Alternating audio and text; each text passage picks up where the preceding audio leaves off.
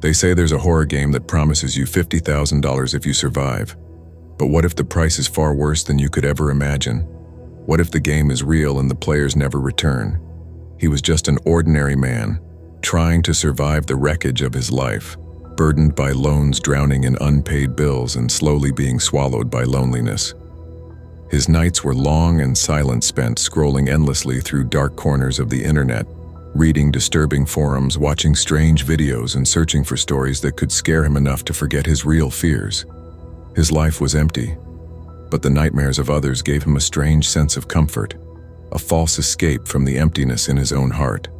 That night felt different, though colder somehow. The screen flickered as he scrolled through yet another obscure horror thread, but then the screen glitched once more, and a hidden link appeared, almost as if it was waiting just for him. It read simply, "Horror Night," with no description, no details, just a blood-red title glowing faintly against the darkness. Something inside him hesitated, but he clicked. The page loaded slowly, and the background was pitch black. Only one line appeared glowing in red. "You are chosen. Only one survives. $50,000 awaits. Will you survive the horror night?"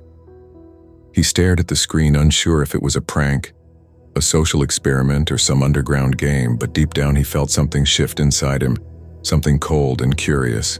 He had nothing left to lose, and the words on that screen whispered to every broken piece of him. The promise of money was tempting, but it wasn't just about that. It was the idea of facing something truly horrifying, something real, a way to feel alive again, or maybe a way to disappear for good. So without fully understanding why, he typed his name, clicked accept, and stared at the screen as it went dark. The next day, something arrived at his door, a thick black envelope sealed with wax. No name, no return address, no markings at all. He opened it slowly, his fingers shaking slightly. Inside was a single card made of heavy paper that smelled like dust and time. The message was handwritten in red ink. "Midnight. Come alone. The night begins. Do not be late." He stood in silence, reading it again and again. A part of him screamed to ignore it, to throw it away and pretend it never came. But something about the weight of the card, the way it felt cold in his hand, the way the words seemed to bleed through the paper, it all pulled him in like a black hole. The rest of the day passed like a blur. He didn't tell anyone where he was going. He packed a small bag, flashlight, phone, jacket, and gloves. His hands were steady, but his thoughts raced every second. What was this place? Who were the others? Would he really survive? And what did survive even mean in a game like this? As the sun went down, the silence around him thickened. The world outside looked the same, but everything inside him was changing. The invitation was real. The fear was real. And soon whatever waited for him in that place would be real too. And still he got in his car and started driving toward the unknown, toward the horror night that promised $50,000 and perhaps something far more terrifying. Ordinary man, wreckage of his life, loans, unpaid bills, loneliness, dark corners of the internet, disturbing forums, strange videos, nightmares, comfort, escape, emptiness, cold night horror thread, screen glitched, hidden link. You are chosen, survive, $50,000 awaits. Prank, social experiment, underground game. Nothing left to lose, facing something horrifying, real. Thick black envelope sealed with wax. Midnight, come alone, the night begins. Weight of the card pulled him in, black hole. Pack a small bag, flashlight, phone, jacket, gloves. Silence around him thickened. Fear was real. Driving toward the unknown. Horror night. The road leading to the destination was nothing but a narrow dirt path carved into the dense forest. No signboards, no lights, no signals. Trees on both sides pressed inward like they were hiding whatever lay ahead. The further he drove, the more the silence grew suffocating. The last time he saw another car or a human being felt like hours ago. The sky above was covered in thick black clouds, and the moon struggled to push through the darkness, as if even it didn't want to witness what was coming. His headlights finally caught the edge of something massive, something ancient and lifeless. There it stood, a towering, decaying mansion swallowed by vines and rot. Its windows were dark and broken. its walls faded and cracked like bones weathered by time. It didn't look like a place where anyone had lived for decades, and yet something about it felt alive. Like the house was breathing, like it had been waiting for him. He stepped out of the car slowly. The air was colder here, colder than it should have been. His breath turned white, and for a moment he questioned everything. But then he noticed movement near the front steps. 4 figures were already there, standing in silence, each one holding the same black invitation in their hands. None of them spoke, just exchanged nervous glances like prisoners waiting for the executioner. Each one of them had come alone, just like the card had instructed. They were all different in age, style, and expression, but the fear in their eyes was the same. It was a shared silence filled with questions none of them dared to ask. No one knew who had invited them. No one knew what they had agreed to. No one knew if they would make it out. At exactly midnight, a loud, deep chime rang through the air, echoing through the trees and vibrating in their bones. The massive front door of the mansion creaked open by itself, slowly, painfully, as if pulled from the other side by invisible hands. A cold draft flowed out from inside, carrying the smell of mildew, wet wood, and something far worse. Something that smelled like old blood, and something dead. They stepped inside hesitantly, one by one. The floor beneath them groaned with every step, as if warning them to turn back. The inside was just as decayed as the outside, cobwebs hanging from the ceilings, paint peeling from the walls, furniture covered in thick dust, and the air so heavy it felt like breathing underwater. The lights were dim, but flickering shadows moved across the hallway. Even though there was no one there, there was no host, no greeting, no instructions, just the distant sound of static and soft whispers that seemed to follow them from room to room. They wandered deeper into the house, their steps slow, their eyes scanning every dark corner, waiting for something, anything. Then suddenly a loud crackle broke through the silence, and an old tape recorder clicked to life from somewhere hidden within the walls. The voice that followed was distorted, low, and inhuman, like it had been dragged through fire before reaching their ears. Welcome to Horror Night. The games will begin soon.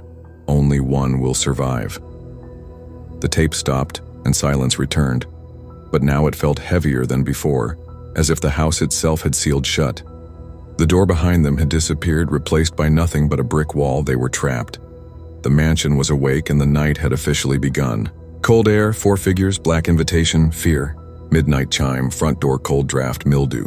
Old tape recorder, distorted voice, horror night. The heavy silence inside the mansion broke when the floor beneath them shifted. Hidden doors creaked open one by one, and each participant was silently ushered by a cold force into separate rooms. The main character stepped into a long corridor dimly lit by flickering lanterns. The air grew colder with each step. Then came the first room. The door to the room of mirrors creaked open by itself. Inside, the entire space was lined with tall antique mirrors from floor to ceiling. At first glance, they appeared normal. But as the participants stood still, the reflections began to twist. One by one, their faces in the glass began to decay. Skin peeled, eyes melted. The mirrors showed their worst fears. Not fantasies, but horrifyingly specific images of how they would die inside the house. Some screamed. Others dropped to their knees. And then, one of them simply vanished. There was no sound, no struggle, just gone. A loud shatter followed. The mirrors cracked from inside, bleeding thick trails of crimson liquid across the glass. As the survivors stumbled out, shaking and breathless, the house groaned again. A new door opened to reveal the red room. The air was heavy with rot. Symbols drawn in black ink covered every inch of the red-painted walls. They moved like living things, pulsing slowly as if breathing. The group stepped inside hesitantly. The door slammed shut behind them. A strange hum filled the room, then whispering. Each voice called their name in a different tone. Some sounded like loved ones, others like children. Then came the scream. A shadow slipped from the corner and dragged one of them backward into the wall. His feet clawed at the floor as he was yanked into the red paint. Blood sprayed in waves, staining the walls even darker. The survivors were frozen. Nothing about the room felt natural anymore. It wasn't just paint. It wasn't just symbols. It was alive. As the night deepened, so did the madness. The main character began hearing doors slamming where no doors had been. The wallpaper shifted when he looked too long. Shadows followed them through the halls. They would glance behind and see no one, but hear footsteps growing louder. The group's trust broke. They accused each other of causing the deaths they fought over. Who had triggered the games? They turned on each other, fists shaking, eyes wild. One woman swore she saw her own corpse walking down the hallway. A man screamed at the mirror, begging it to stop showing him the same vision again and again. The walls bled. The lights flickered. The whispers never stopped. The house was no longer just haunted. It was feeding on them, warping their minds. One survivor began laughing uncontrollably, clawing at his skin. Another ran into a room and was never seen again. The main character started losing track of time. Hours bled into each other. Sleep became impossible. Every room twisted into something new. Every reflection became a threat. He could not tell who was alive anymore, or if he even was. And yet the games were far from over. The walls felt tighter than before, as if the entire mansion was breathing and watching. The air had grown heavy, like smoke lingering after a fire. The remaining participants were trembling, not only from the fear of death, but from the eerie sensation that they were being toyed with. Their minds were no longer theirs. Every room they entered whispered their names, like the house itself had learned who they were. They were led into a large circular room lit only by a flickering red chandelier. The air here was colder than ice. The floor beneath their feet creaked, not from weight, but from something alive beneath it. In the center of the room was a black wooden table. Around it sat 4 dusty old chairs. One of them was already pulled out, as if inviting the next victim. Without speaking a word to one another, they sat. Their faces had changed. Sleep-deprived, dirt-stained. Their eyes were wide like glass, reflecting the terror that now lived within them. A deep vibration echoed through the room as a voice returned. This time it was deeper, slower, and each word scratched against their souls.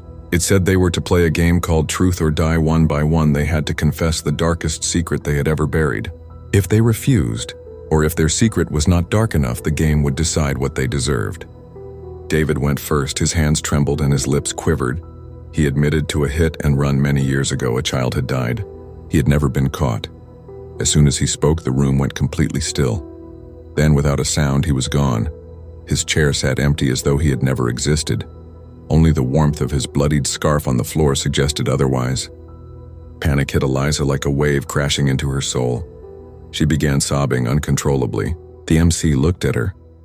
There was a madness behind her eyes that had not been there before. Her hands clutched the arms of the chair so tightly the skin split at her knuckles. She leaned forward and whispered that she had seen this all before. The MC froze. Eliza said this game was not new. She had been part of it years ago. She died then too. But she remembered everything. Every single detail had repeated.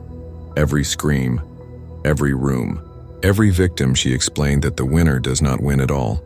They become trapped within the house. She said the house chooses one to survive but never to leave. That person becomes the next whisper, the next bloodstain, the next haunting. The rest are devoured. The MC backed away. Nothing made sense anymore. Eliza's words felt like poison, but they echoed what he had feared all night. Time in this place did not work like the real world. The house existed outside of reality.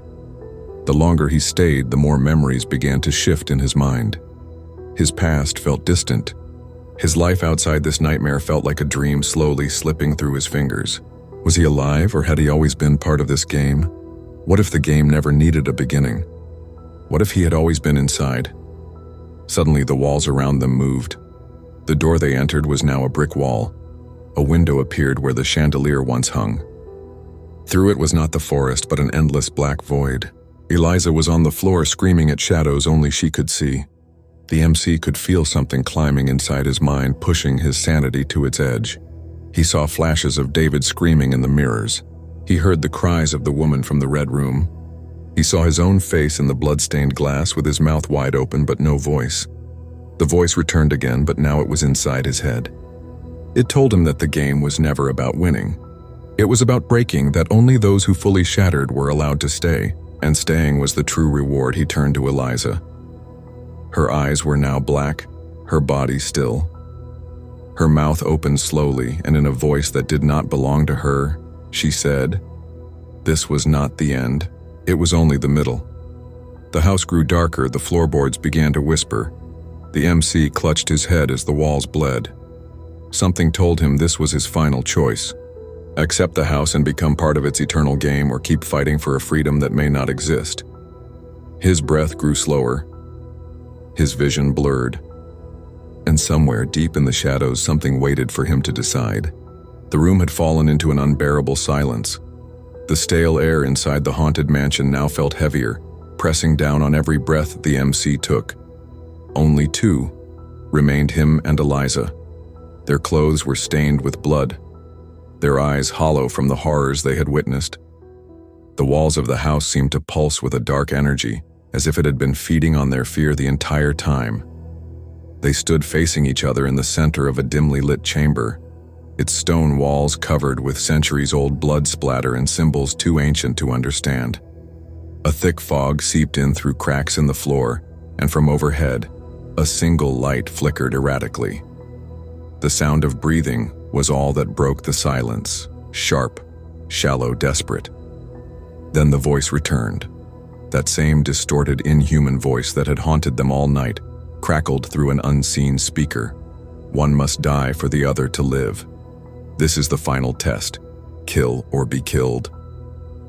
Eliza took a step back, shaking her head violently. Her hands trembled. Tears welled in her eyes, but they didn't fall. Her voice cracked as she whispered, No, I can't do this again." The MC didn't understand again. Eliza turned away, clutching her head as if memories were clawing their way back in. "This isn't my first time," she confessed. "I was here 5 years ago. I died in this house, but somehow I woke up again. I was brought back. Maybe because I refused to kill last time, I thought maybe this time would be different." She turned to face him, her face pale and drained of hope. "I don't want to do this, but I don't think we have a choice. The house, it doesn't let you go unless there's a winner." The MC's mind was spinning. The horror of what she was saying added another layer to the nightmare.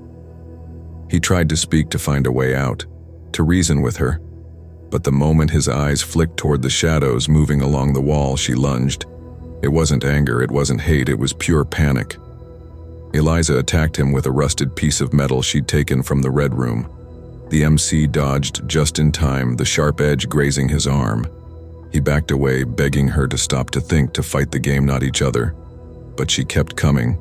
Her face was twisted with terror, convinced that the only way out was through him.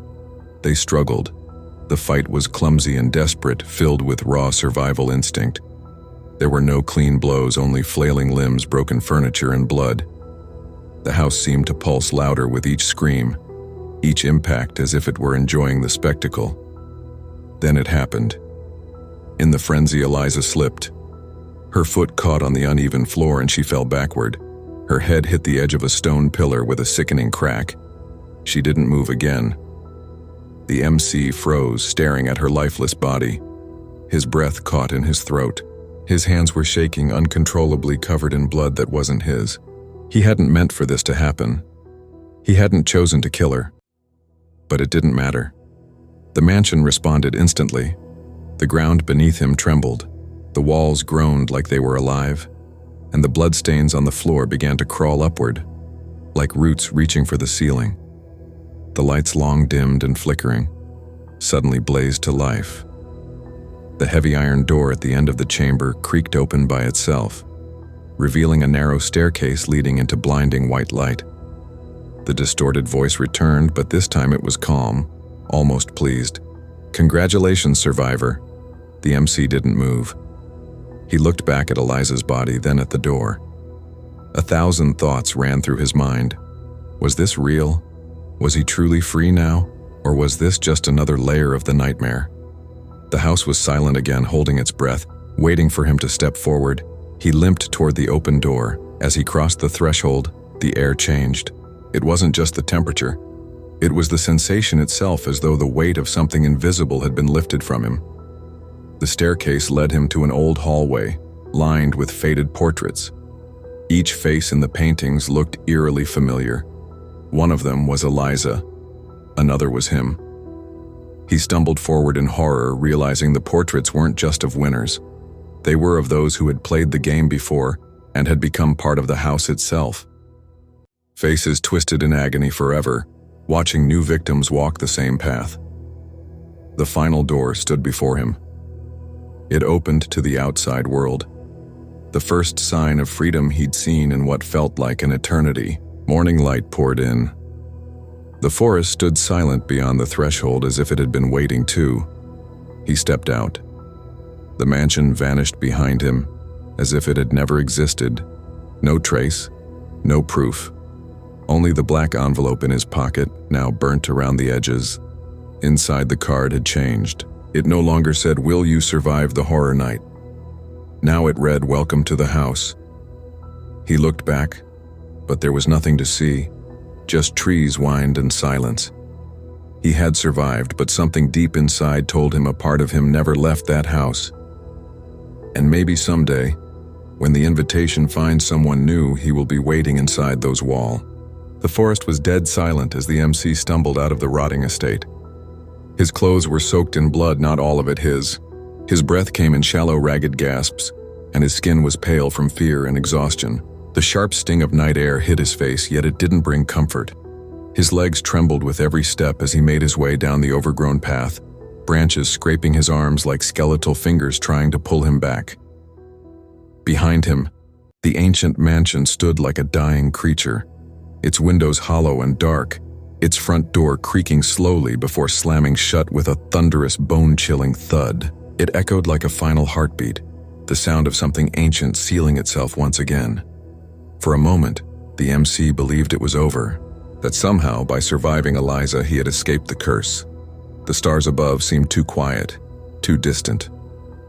As he made it to the edge of the woods and stumbled onto an empty road, he fell to his knees. There were no lights, no cars, just silence, but it was real. It wasn't the illusion of the house. He could feel the gravel beneath his hands, smell the damp soil, taste the sweat and blood in his mouth. He was alive. He had survived. Days later, after being found by a passerby and taken to safety, the authorities launched an investigation. The MC told them everything: the mansion, the voice, the challenges, the deaths. At first, no one believed him. But when the police followed him to the supposed location of the estate, what they found changed everything. There, deep in the forest, stood a structure burned, decayed, and clearly abandoned for decades. Ivy clung to its crumbling walls. Its wooden frame sagged like an exhausted corpse. The investigators stepped inside cautiously, flashlights revealing warped furniture, peeling wallpaper, and endless layers of dust. They found no signs of recent life. No trace of the other participants. No bodies, just silence. But what they did find sent cold dread down their spines. Old newspaper clippings were discovered hidden behind a loose panel in one of the walls. Each article detailed strange disappearances tied to the estate spanning decades. Names of the people who had vanished matched those of the participants the MC claimed to have seen. But the dates were shocking. One was from 2002, another from 1994, a third from 1979. Then came the name that made the MC's heart nearly stop. Eliza Grant disappeared. October 31st, 1987. Her photo, young, pale, eyes full of fear, was unmistakable. It was her, the same Eliza he had spoken to. The same woman who had begged him not to play the final game. She had died almost 40 years ago. The MC could no longer breathe. His mind spiraled. If Eliza had died in 1987, who or what had he been speaking to? Had she truly been a ghost? Had she been warning him or luring him deeper into the trap? He returned home broken and haunted. Every night the dreams returned.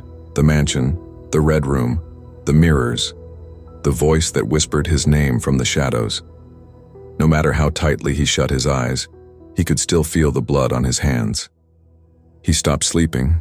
He couldn't shake the feeling that he hadn't escaped, that the house had followed him. One evening, he stood in front of his bathroom mirror, trying to collect himself. The light above flickered once, then again. He stared into his own eyes, trying to remind himself that he was real, that he was safe. He leaned forward to splash cold water on his face. As he looked up again, something shifted. His reflection wasn't right. His body was the same. His clothes were the same, but the face staring back wasn't his own. It was Eliza. Her eyes wide, filled with pain and rage. Her lips barely moved, but he heard her voice, soft and terrifying. "You survived, but the game never ends." And then, the mirror cracked down the center. The lights went out. Darkness fell. The house had found him again.